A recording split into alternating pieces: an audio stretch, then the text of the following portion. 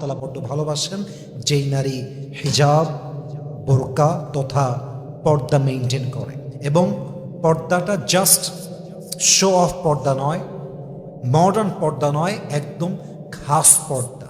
যে পর্দা করলে পুরুষের চোখ খারাপ হয় না, যে পর্দা করলে পুরুষের দৃষ্টি নষ্ট হয় না, যে পর্দা করলে নিজের দেহের কোনো অংশ দেখা যায় না, যে পর্দা করলে দেহের কোনো পার্টের ভাঁজ বোঝা যায় না, যেই পর্দা করলে দেহের মোটা বা চিকন দেহের কোনো আকর্ষণীয় অংশ যেন পুরুষের কাছে শো না হয়, যেই পর্দা করলে আল্লাহ তাআলা খুশি হয়, এই পর্দা প্রত্যেকটা মেয়েকে করতে হবে। আল্লাহ সেই পর্দা করার তৌফিক প্রত্যেকটা নারীকে তৌফিক দান করুক, পড়েন সবাই আমিন।